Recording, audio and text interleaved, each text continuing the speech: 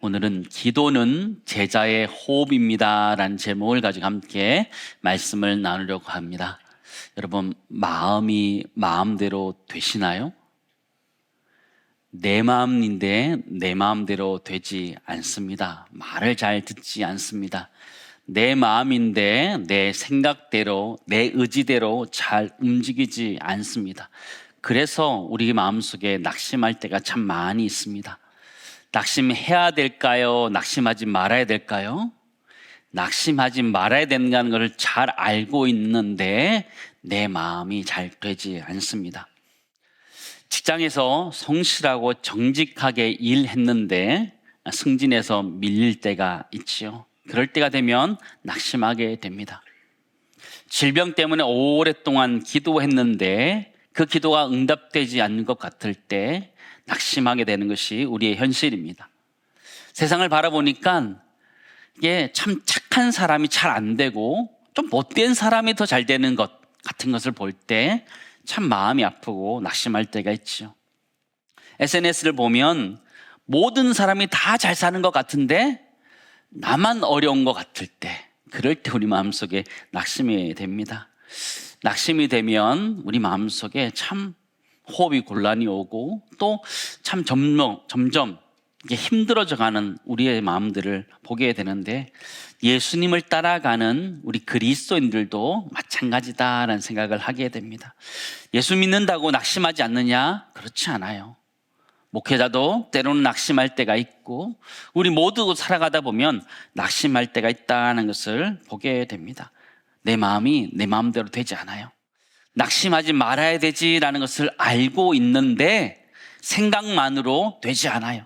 의지적으로도 잘 되지 않고 내 마음 내 마음대로 되지 않는 것들을 보게 되는데, 그럴 때 주님이 한 가지 처방을 해주는데 그것이 무엇이냐면 기도라는 것이, 기도라는 것. 호흡을 좀 가다듬어라 우리들에게 말해주고 있는 것이 오늘 본문의 말씀입니다. 오늘 성경에 보면 호흡 곤란을 가진 한 사람을 만나게 되는데 바로 한 과부입니다. 억울한 원한이 있는 과부를 우리가 만나게 됩니다. 이 사람의 이야기를 통해서 우리의 기도의 호흡이 다시 한번 돌아올 수 있기를 간절히 소망합니다. 성경 본문에 보면 낙심할 상황을 맞는 과부가 등장합니다. 억울한 원한이 있는 사람인데요. 근데 또 반대적인 한 사람이 등장하는데 불의한 재판장이 등장합니다. 이 사람은 아나무인의 사람입니다. 눈에 뵈는 게 없는 사람이에요. 하나님도 보이지 않고 사람도 보이지 않는 그런 사람이 등장합니다. 누가복음 18장 2절 3절 우리 다시 한번 보실까요? 같이 읽겠습니다.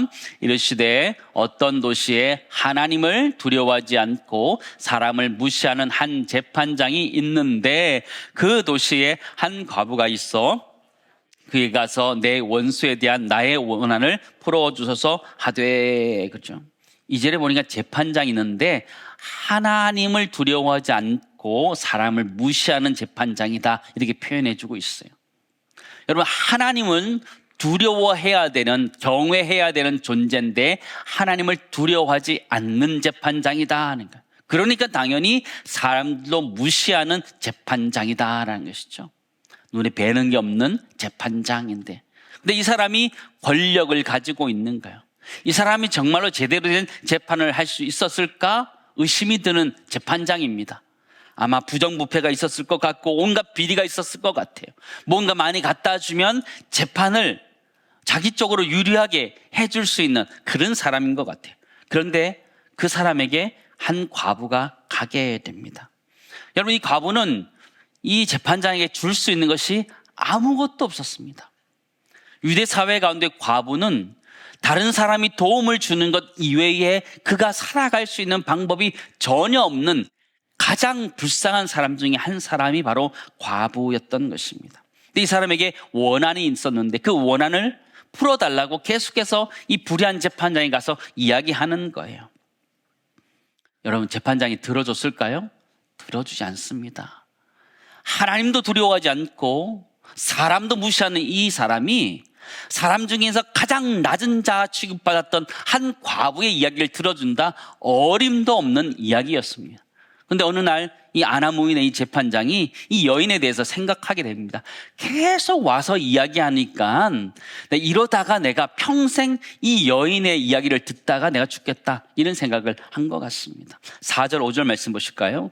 그가 얼마 동안 어떻게 했다고요? 듣지 아니하다가 후에 속으로 생각하되 내가 하나님을 두려워하지 않고 사람을 무시하나 이 과부가 나를 번거롭게 하니 내가 그 원한을 풀어주리라. 그렇지 않으면 어떻게 한다고요? 늘 와서 나를 괴롭게 하리라 하였느니라. 그죠? 하나님도 두려워하지 않고 사람도 무시하던 이 재판장이 회심하게 됩니다. 회심하게 돼요. 내가 이 여인의 원한을 빨리 풀어주는 것이 내가 신상에 좋겠다, 그런 거죠. 이 과부가 나를 번거롭게 하니 내가 그 원한을 풀어주리라. 번거롭게 계속 원하니까 내가 그 원한을 풀어주겠다라는 것이죠. 그렇지 않으면 늘 와서 나를 괴롭게 하리라. 그죠? 재판장이 상황 판단을 한 거죠. 늘 괴롭힐 수 있으니까 빨리 들어주자, 이렇게 이야기하는 거예요. 근데 이 비유의 핵심이 무엇이냐? 7절, 8절 말씀 보실까요? 같이 읽겠습니다. 하물며 하나님께서 그 밤낮 부르짖는 택하신 자들의 원한을 풀어주지 아니하겠느냐? 그들에게 오래 참으시겠느냐? 내가 너에게 이르노니 속히 그 원한을 풀어주시리라. 그러나 인자가 올 때에 세상에서 믿음을 보겠느냐 하시니라. 그러죠. 핵심이 무엇이냐면, 그죠? 그 원한을 풀어주신다라는 거. 오래 참겠느냐, 이런 얘기를 하는 것이죠. 근데 누가복음 18장을 해석할 때는 17장 앞에서부터 와서 해석이 되어져야 됩니다. 17장에 이야기했던 것이 무엇이냐면 하나님 나라가 이미 임했다라는 것들을 이야기했습니다. 그리고 그 나라는 아직 완성되지 않았습니다. 그 시간은 길어지기도 하고 또 계속 기다려야 되고, 불의가 지속되는 가운데서도 제자들에게는 그 길을 쫓아가야 되는 책임이 있다, 이런 얘기를 했던 것이죠. 그런데 그 길을 쫓아가는데 낙심할 수 있다는 것이죠. 하나님 나라는 너무 멀리 있는 것 같고 세상은 불의하고 삶 가운데 선이 실행되지 않고 하나님 다스림들이 나타나지 않을 것 같은, 그렇게 보일 때에 우리가 낙심할 수 있다, 그런 얘기를 하는 거예요. 비유의 목적이 무엇이냐? 1절 이렇게 이야기하고 있습니다. 예수께서 그들에게 항상 기도하고 낙심하지 말아야 할 것을 비유로 말씀하셨다. 비유인데 비유의 목적이 무엇이냐면 항상 기도하고 무엇하지 말 것? 낙심하지 말 것. 기도는 해야 되고 낙심은 하지 말아야 된다라는 거죠. 기도하면 낙심하지 않는다라는 것이죠. 낙심할 때 기도하라, 그 말씀을 하고 있는 것이죠. 여러분, 문제가 무엇이냐면 기도를 안 하는 것이 아니고 기다리다가 지치는 것, 낙심하는 것, 그것이 문제라는 것이죠. 불의한 재판장과 과부의 비유는 귀찮게 하면 응답한다, 이런 기도에 대한 이야기를 하는 것이 아니에요. 기도하면 낙심하지 않는다, 이런 얘기를 하는 거예요. 기도하면 낙심하지 않는다. 응답이 늦어질 때 우리는 하나님 우리의 기도에 관심이 없다, 이렇게 생각합니다. 또 때로는 하나님 오래된 침묵을 보면 하나님이 나를 거절하는 것 아닌가, 그런 착각을 하게 된다라는 것이죠. 근데 하나님은 전혀 그런 분이 아니라는 거예요. 우리는 때로 기도의 응답이 늦어질 때 낙심하게 돼요. 참 오랫동안 기도했고 간절한 마음으로 기도했는데 그게 응답되지 않을 때, 늦어지는 것 같을 때 낙심하게 된다라는 거예요. 그럴 때도 주님은 다시 기도하라, 우리에게 말씀해 주시는 거예요. 여러분, 기도는 하나님을 움직이는 수단이 아니라 하나님을 오해하지 않게 붙드는 믿음의 언어인 줄을 믿습니다.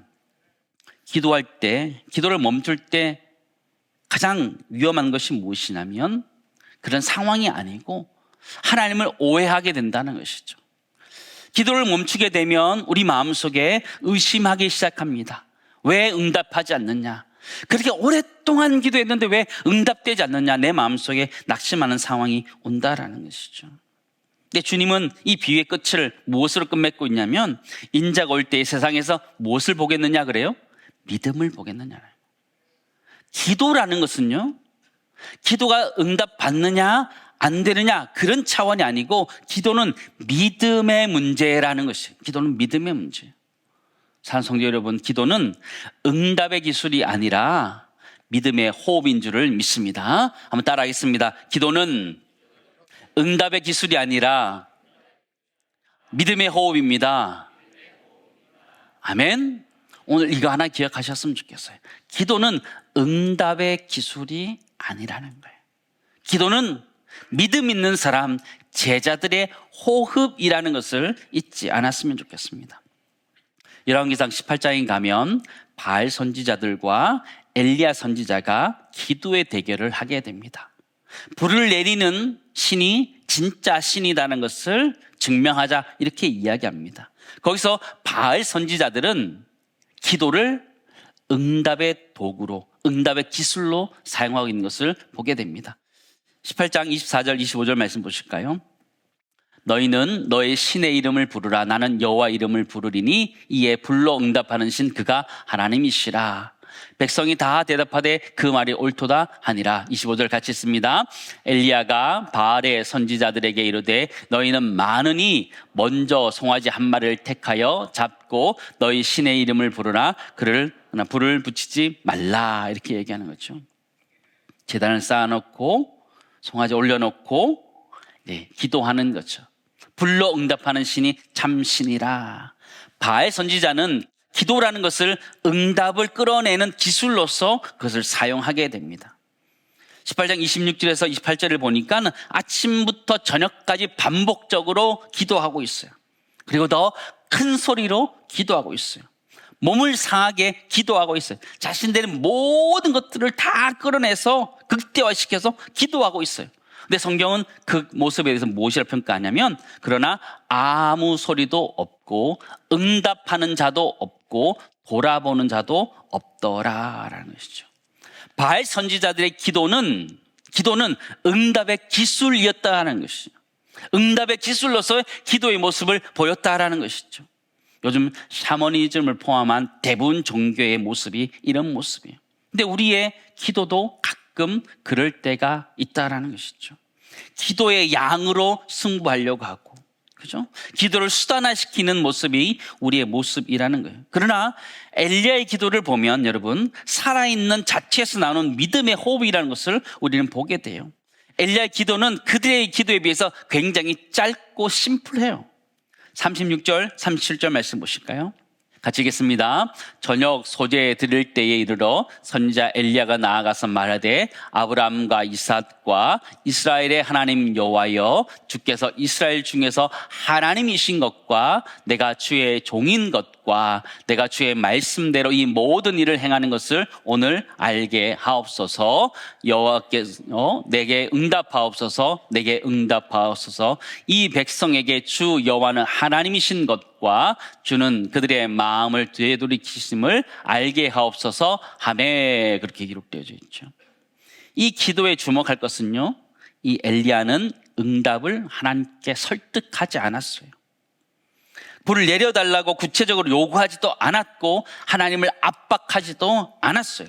엘리야는 자신의 정체성을 먼저 고백합니다. 나는 주의 종입니다. 말씀대로 행하였나이다.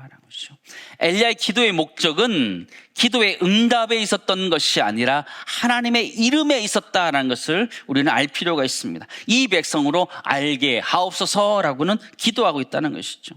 엘리야의 기도는 무언가 얻기 위해서 기도했던 응답의 수단, 응답의 기술이 아니었고 하나님과 연결되어지는 믿음의 고백이었다는 것이죠. 하나님은 하나님이시고 나는 그의 백성이고 그의 종이다는 것을 고백하는 것이 엘리야의 기도였고 그 기도 가운데 하나님이 역사하신 줄을 믿습니다. 기도라는 것은 응답의 기술이 아니라는 것이죠. 기도라는 것은 믿음의 표현이고 믿음의 언어라는 것이죠. 우리 모두가 그런 호흡을, 믿음을 회복할 수 있기를 간절히 소망합니다. 첫 번째 하나 우리 정리하도록 하겠습니다. 기도는 뭐가 아니라고요? 기도는 응답의 기술이 아니라는 거예요. 그 대신 기도라는 것은 믿음의 호흡이다라는 것을 잊지 않으셨으면 좋겠습니다. 사랑하는 성도 여러분, 우리는 때로 기도를 응답의 기술로 사용하려고 할 때가 있습니다. 오랫동안 기도하면 들어주시겠지. 힘있게 부르짖으면 들어주시겠지. 합심해서 기도하면 응답하겠지 말합니다. 그런 면이 있습니다. 그러나 그러한 형태는 진정한 기도의 본질을 놓치고 있다는 것을 우리는 알 필요가 있습니다. 기도는 믿음의 사람에게서 나오는 당연한 호흡이라는 거예요. 기도는 호흡이라는 것이죠. 그런 의미에서 오늘 설교 제목처럼 기도는 제자의 호흡이다라고 말할 수 있는 것이죠. 믿음으로 기도하면 하나님께서 때가 이를 때에 이루어 주시는 줄을 믿습니다. 그게 기도의 본질이라는 것이죠. 기도는 내가 기도해서 하나님으로부터 빼앗아내는 게 아니라는 거예요. 우리가 믿음으로 기도하면 하나님 나에게 가장 좋은 때에 우리에게 주시는 것, 그것이 기도의 응답인 줄을 믿습니다. 그런데 우리는 때로는 착각하는 거예요. 진이 맛을 램프처럼 우리는 내가 기도하면 무조건 주어야 된다는 착각 속에서 기도를 응답의 기술로 사용하고 있는 우리들을 보게 되는 것이죠. 그럴 때 시험에 드는 것이죠. 기도는 낙심의 상황 속에서 믿음을 지킬 수 있는 방법인 줄을 믿습니다. 왜냐하면 기도는 호흡이기 때문에요. 낙심할 때 주님 호흡하라 말씀하시는 거예요. 여러분, 억울한 일 당할 때 우리 아이들 키우다 보면 억울한 일 당할 때 애들이 울분에 차가지고 엄마 아빠한테 이야기할 때 있지요. 호흡이 가빠져가면서 이야기하지요. 막 일르지요. 막 울면서 울부짖으면서 막 얘기하죠. 말도 잘 못 알아듣겠는데, 그죠? 계속 얘기하지요. 그럴 때 우리가 해야 되는 게 뭘까요? 그래, 다시 숨 쉬어라 이렇게 얘기하는 거예요. 그래, 내뱉고 다시 들이마시고, 내뱉고 들이마시고, 내뱉고 들이마시고. 아이가 차분해지면, 그죠? 그 이야기를 들으면서 그것들을 해주는 것처럼 우리 상황이 그렇다는 거예요. 때로 우리 인생을 살아갈 때 낙심하게 될 때에 우리 인생의 호흡이 가빠질 때가 있어요. 그러니까 숨이 멈출 것 같은 그럴 때가 있어요. 그럴 때 주님 우리에게 말씀하시는 거예요. 다시 호흡을 가다듬어라 얘기하는 거예요. 기도하라. 낙심해서 내가 질식되어 죽어갈 때, 내가 낭망하고 좌절하고 그럴 때, 내 영혼이 메말라갈 때 다시 호흡하라 말하는 거예요. 내뿜고 다시 들여쉬고 또 내뱉고 다시 그러면서 하나님이 주시는 평안이 우리 가운데 있기를 간절히 소망합니다. 기도는 바로 그런 거예요. 기도는 응답의 기술이 아니라 믿음 있는 사람들의 호흡인 줄을 믿습니다. 우리 모두가 이 연말에 그 호흡을 회복할 수 있기를 간절히 소망합니다. 여러분, 호흡이란 것은 내뱉고 들이마시는 거예요. 그럼 믿음의 차원에서 우리가 무엇을 내뱉고 들여마셔야 되는지 한번 살펴보기를 원하는데요. 우리 제자의 기도에서 내뱉어야 될 것이 세 가지가 있습니다. 첫 번째가 무엇이냐면 결과를 통제하려는 숨, 그것을 내뱉어야 됩니다. 언제, 어떻게, 반드시 이렇게 되어야 된다는 그 강박의 기도를 내려놓아야 됩니다. 강박의 기도를 내뿜어야 됩니다. 응답의 방식과 응답의 시점을 내가 정하려는 그 태도를 내뿜을 수 있기를 간절히 소망합니다. 기도를 원인으로 생각하고 응답을 결과로 생각하는 그 태도를 내려놓아야 된다라는 것이죠. 주님도 겟세마네 동산에서 내 뜻대로 마옵시고라고 하면서 결과를 통제하는 것들을 내어 뱉었던 걸 기억하면서 우리 모두도 결과를 통제하려는 숨을 내뱉을 수 있기를 간절히 소망합니다. 두 번째는 하나님을 오해하려는 숨을 내뱉어야 됩니다. 하나님 왜 이렇게 응답하지 아니하실까? 정말 듣고 있을까라는 의심이 들 때가 있습니다. 하나님이 응답하지 않는 것 같이 오랫동안 침묵하고 있으면 때로는 하나님이 그것을 거절했다 우리는 오해합니다. 지연되면 하나님 나한테 관심이 없다 생각하면서 우리는 이 불의한 재판장처럼 생각합니다. 근데 성경은 주님은 그 불의한 재판장이 아니라는 거예요. 다 듣고 계신다라고, 다 듣고 계신다, 안다 말씀하시는 거예요. 우리 모두가 그 주님 앞에 믿음을 가지고 기도할 수 있기를 간절히 소망합니다. 우리는 낙심하다 보면 그런 하나님을 오해할 수 있어요. 그런 것들을 내뱉어야 되는 것이죠. 그것을 내뱉으라 말씀하시는 거예요. 세 번째는 자기 의유와 자기 증명의 숨을 내뱉어라 이야기하는 거예요. 하나님, 나는 이렇게까지 헌신했습니다. 하나님, 나는 이렇게까지 기도했는데 하나님 들어주셔야 되는 것 아니냐? 솔직하게 우리 그렇게 기도할 수 있어요. 그러나 그것을 내뱉어야 된다 말하고 있는 것이죠. 1만 시간의 법칙처럼요. 그죠? 1만 번의 시간이 들으면 그 분야에 달인이 된다 이렇게 얘기하잖아요. 우리 1,000번의 기도를 들으면 응답받을 자격이 있어요, 없어요? 있어요, 없어요? 있을 것 같아요, 그죠? 그러나 그렇지 않다라는 거예요. 내가 1,000번을 기도해도 응답받을 자격이 있느냐? 그런 거 아니라는 거예요. 기도는 우리의 공로를 쌓는 게 아니에요. 내 열심을 근거로 하나님 응답해 주셔야 한다고 땡깡 쓰는 게 아니라는 거예요. 바알 선지자들이 했던 숨이 바로 그런 거 아니에요? 바알 선지자 자신들이 크게 부르짖었어요. 몸을 상하기까지 노력했어요. 하나님 주셔야 되지 않느냐라고 하는 것, 그게 기도가 아니라는 거예요. 그건 종교의 숨이라는 것이죠. 그걸 내뱉어야 된다는 거예요. 사랑하는 성도 여러분, 우리 모두가 그런 종교의 숨을 내뱉을 수 있기를 간절히 소망합니다. 그럼 무엇을 들여 마셔야 되는가? 제자 기도에 들여 마실 때 첫 번째는 하나님이 아버지시라는 것을 다시 회복해야 돼요. 우리가 기도하면서 내 기도를 들어주시는 분이 하나님이시고 그분이 아버지시라는 것을 들여 마셔야 되는 거예요. 상황은 여전히 어렵지만 상황은 내뱉고 하나님을 들여 마실 수 있기를 간절히 소망합니다. 엘리야의 갈멜산의 기도를 보면 주께서 하나님이신 것을 알게 하옵소서 기도하는 거예요. 불을 내려달라고는 그런 상황의 기도이기보다는 하나님이 하나님 되심을 증명해 달라고 기도하는 것이 기도라는 것이죠. 우리 삶의 기도가 그런 거예요.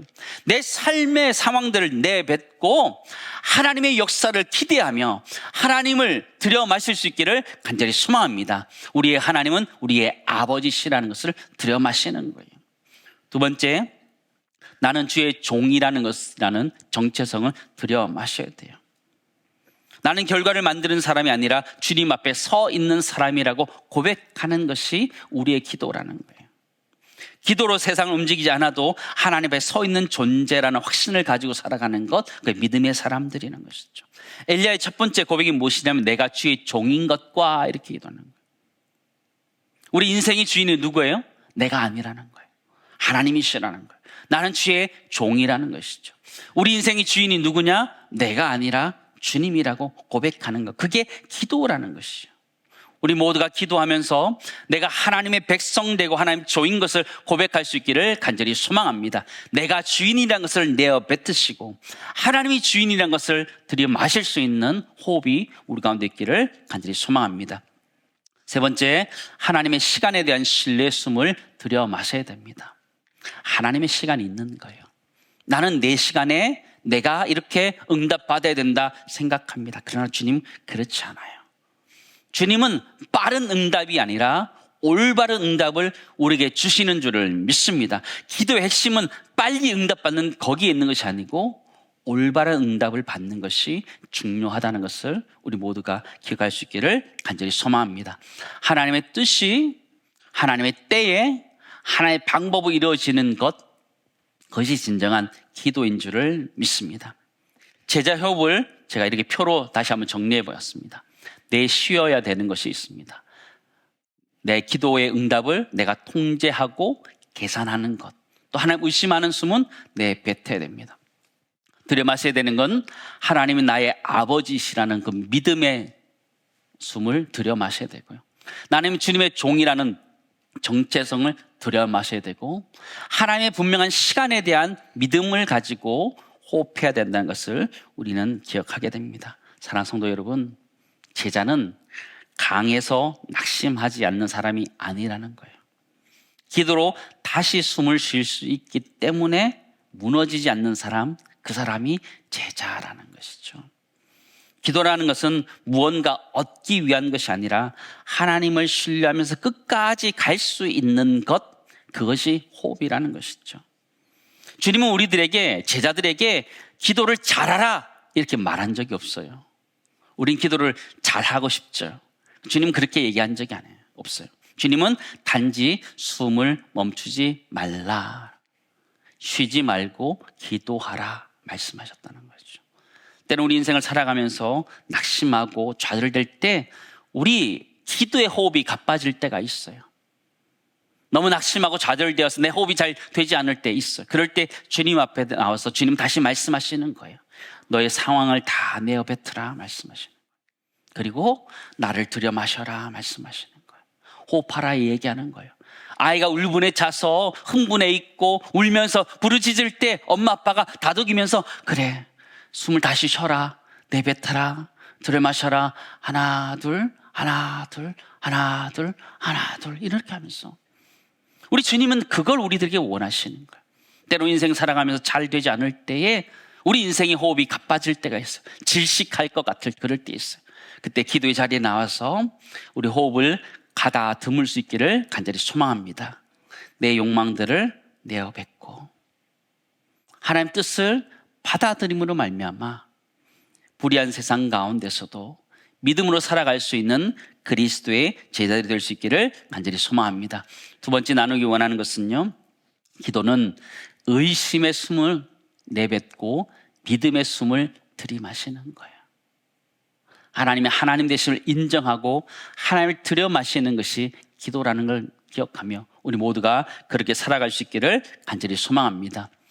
시편 22편에 보니까요, 다윗도 그런 호흡을 하며 살았더라고요. 시편 22편 1절 2절 말씀 우리 다 같이 읽도록 하겠습니다. 네 하나님이여 네 하나님이여 어찌 나를 버리셨나이까 어찌 나를 멀리하여 돕지 아니하시오며 내 신음소리를 듣지 아니하시나이까 네 하나님이여 내가 낮에도 부르짖고 밤에도 잠잠하지 아니하였으나 응답하지 아니하시나이다. 그런 거죠. 낙심할 수밖에 없는 상황을 발견하게 돼요. 그 6절에 가면요, 그는 자신을 벌레고 사람이 아니다 이렇게 얘기해요. 사람의 비방거리고 백성의 조롱거리다 이렇게 고백하고 있어요. 다윗은 자신의 감정을 다 정리한 다음에 기도하는 것이 아니고요, 숨이 막힌 상태 가운데 그대로 하나님 앞에 나와서 숨을 다시 쉬는 거예요. 상황은 그대로였는데 다윗은 여호와의 이름과 성품을 다시 들여 마십니다. 3절 말씀 보실까요? 이스라엘 찬송 중에 거하시는 주여 주는 거룩하시니이다. 그렇죠? 다시 이렇게 호흡을 가다듬는 거예요. 상황을 내뱉는 거예요. 감정을 내어뱉고 하나님을 들여 마시는 것이죠. 시편에서 다윗이 했던 것은요, 기도라는 것이 응답의 기술이 아니라는 거예요. 기도 호흡이라는 거예요. 다시 호흡하는 것이죠. 사랑하는 성도 여러분, 기도는 응답의 기술이 아니라 믿음의 호흡이라는 걸 기억하며 우리 모두가 다시 한번 기도의 자리로 나아갈 수 있기를 간절히 소망합니다. 하박국 선지자도 마찬가지였잖아요. 그 주변에 보이는 것 아무것도 없었어요. 17절 18절 말씀 보실까요? 비록 무화과 나무가 무성하지 못하며 포도나무에 열매가 없으며 감람나무에 소출이 없으며 밭에 먹을 것이 없으며 우리의 양이 없으며 외양간에 소가 없을지라도 다 없어요. 다 없어요. 다 없어요. 절망의 상황이에요. 낙심의 상황이에요. 18절 같이 읽습니다. 나는 여호와로 말미암아 즐거워하며 나의 구원의 하나님을 말미암아 기뻐하리로다. 그렇죠? 하박국 선지자는 자신의 상황을 다 내뱉었어요. 그리고 여호와 하나님을 들여 마셨던 거예요. 들여 마셨던 거예요. 하나님의 말씀과 하나님 때를 기다리면서 그것을 들여 마셨던 것이죠. 사랑하는 성도 여러분, 우리 살아가면서 낙심의 상황을 맞이할 때가 있습니다. 다윗처럼 하박국처럼 절망의 상황 가운데 낙심할 상황이 있을 때 그 낙심의 그 마음들 주 앞에 다 내어 놓을 수 있기를 간절히 소망합니다. 그리고 신실하신 하나님의 그 약속의 말씀을 우리가 다시 한번 들여 마심으로 말미암아 우리 호흡이 다시 한번 돌아올 수 있기를 간절히 소망합니다. 성경 인물들은 문제를 붙잡고 숨을 쉬지 않았고요, 하나님을 붙잡고 숨을 쉬었다라는 걸 기억하며 우리 모두가 그렇게 숨 쉴 수 있기를 간절히 소망합니다. 사랑하는 성도 여러분, 다시 한번 숨을 좀 쉬어보시죠. 이 시간 여러분 좀 내뱉고 다시 한번 들여마시면서요, 내뱉고 들여마시면서 우리 상황에 어려움도 있을 때 기도의 자리에 나와서 여러분 호흡만 해보셔도 괜찮을 것 같아요. 인생이 정말 힘들고 어려울 때 기도가 잘 나오지 않을 때 여러분, 교회 나와서, 기도의 자리에 나와서 호흡만 하고 가셔도 괜찮아요. 여러분, 답답한 마음을 저 앞에 다 내뱉고 하나님 주신 은혜를 받아들임으로 말미암아 우리의 호흡이 다시 돌아옴으로 말미암아 인생의 어려움들을 넉넉히 이길 수 있는 믿음이 우리 가운데 생겨나는 줄을 믿습니다. 그런 은혜가 우리 가운데 있기를 소망합니다.